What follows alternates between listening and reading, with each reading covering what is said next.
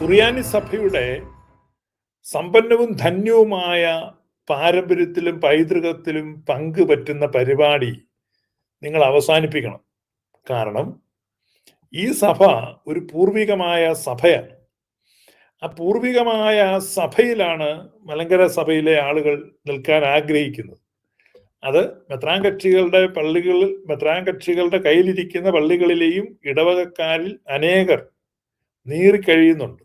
യഥാർത്ഥ പൗരോഹിത്യവും കൈവപ്പും പിന്തുടർച്ചയുമില്ലാത്ത ഈ ആളുകളുടെ കൂടെ നിന്ന് സത്യത്തിൽ ഒരു പെന്തക്കോസ്ത് സഭാ വിഭാഗത്തിന്റെ അത്ര പോലും കാരണം പെന്തക്കോസ്തുകാരെ സംബന്ധിച്ച് അവരുടെ ഉപദേശവും വിശ്വാസവും വ്യത്യസ്തമായ ഒരു രീതിയിലായതുകൊണ്ട് they have more justifications than you guys. കാരണം നിങ്ങൾ പറയുന്നത് എന്താ?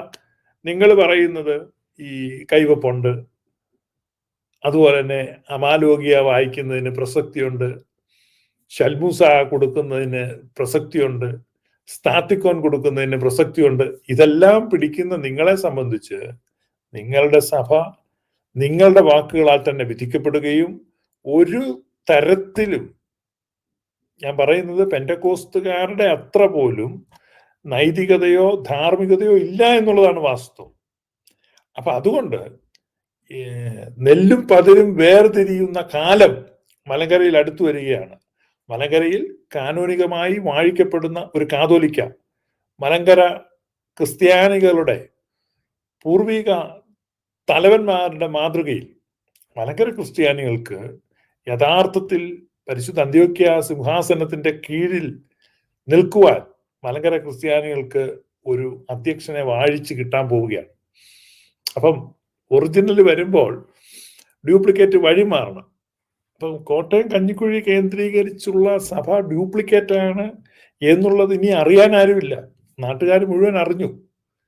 അപ്പോ കഞ്ഞിക്കുഴി കേന്ദ്രീകരിച്ചുള്ള സഭയിൽ അംഗങ്ങളായിരിക്കുന്നവർ മനസ്സിലാക്കുക, യഥാർത്ഥ കാതോലിക്കായുടെ വാഴ്ച ഈ മാസം 25-ാം തീയതി ലെബനോനിൽ ബെയ്റൂട്ടിൽ നടക്കുകയാണ്. അപ്പൊ അതിൽ കേന്ദ്ര ഗവൺമെന്റ് 4 പ്രതിനിധികളെ അയക്കുന്നുണ്ട്, സംസ്ഥാന ഗവൺമെന്റ് 7 പ്രതിനിധികളെ അയക്കുന്നുണ്ട്. അതുപോലെ തന്നെ ഇതര സഭാ വിഭാഗങ്ങളുടെ ഒക്കെ അധ്യക്ഷന്മാര് ആ സ്ഥാനാരോഹണ ചടങ്ങിൽ പങ്കെടുക്കുന്നുണ്ട്. അപ്പോ ഈ ഇന്ത്യൻ ഓർത്തഡോക്സ് വിഭാഗത്തിൽപ്പെട്ട അവരുടെ ഏറ്റവും എന്താണ് പറയുന്നത്, മീഡിയ പേഴ്സൺ ആയിട്ട് വർക്ക് ചെയ്യുന്ന ഒരു അഡ്വക്കേറ്റ്, അദ്ദേഹത്തിന്റെ പേര് ചീരൻ എന്നാണ്. ഈ ചീരൻ വക്കീല് കേരള ഹൈക്കോടതിയിൽ കൊണ്ട് ഒരു കേസ് കൊടുത്തു. കേസ് കൊടുക്കണമെങ്കിൽ ഞാൻ ഓർത്തഡോക്സുകാരനാണ്, ഞങ്ങളുടെ സഭയിൽ ഇന്ന പ്രശ്നമുണ്ട്, ഞങ്ങൾക്ക് ഒബ്ജക്ഷൻ ഉണ്ട് എന്ന് പറഞ്ഞൊരു കേസ് കൊടുത്താൽ പോരെ. അങ്ങനെ കൊടുത്തില്ല, അതിനുള്ള ധൈര്യമില്ല. അതിനെന്ത് ചെയ്തു? ഒരു പൊതു താല്പര്യ ഹർജി. എന്ത് പൊതു താല്പര്യം? കേരളത്തിലെ പൊതുസമൂഹത്തെ സംബന്ധിച്ച്, മതേതര ലോകത്തെ സംബന്ധിച്ച്, മാധ്യമ ലോകത്തെ സംബന്ധിച്ച് അവരൊക്കെ ജോസഫ് മാർ ഗ്രിഗോറിയോസ് തിരുമേനിക്ക് ആശംസകളെ അർപ്പിക്കുകയാണ്. കാരണം കേരളത്തിലെ പൊതുസമൂഹം യാക്കോബായ സഭയെ, അതിലെ അധ്യക്ഷന്മാരെ സ്നേഹിക്കുന്നു എന്നുള്ളതാണ്. കാരണം ലളിത ജീവിതം, സാധാരണക്കാരുമായിട്ട് ഇടപഴകുന്ന സാധാരണക്കാരാണ് യാക്കോബായ സഭയിലെ ആളുകളും പൊതുവെ. അതുപോലെ അവരുടെ മെത്രാച്ചന്മാരും എല്ലാം ആ ഒരു എളിമയും സാഹോദര്യവും സ്നേഹബന്ധവും മതേതരത്വവും ഒക്കെ പുലർത്തുന്നവരായതുകൊണ്ട് കേരളത്തിലെ പൊതുസമൂഹത്തിന് യാക്കോബായക്കാരുടെ ഒരു മമതയുണ്ട്. അപ്പൊ അതുകൊണ്ട് യാക്കോബായ സഭയിലെ ശ്രേഷ്ഠ കാതോലിക്ക ബാവ ബസേലിയസ് തോമസ് പ്രഥമൻ ബാവ കാലം ചെയ്തപ്പോ ആ ശവസംസ്കാര ചടങ്ങിൽ പങ്കെടുത്ത അഭൂതപൂർവമായ ജനക്കൂട്ടം, ആ ജനക്കൂട്ടത്തെ കണ്ടാൽ മതി. ജീവിതത്തിന്റെ വ്യത്യസ്ത മേഖലകളിൽ നിന്നുള്ളവർ. അതാണ് നമ്മൾ മനസ്സിലാക്കേണ്ടത്.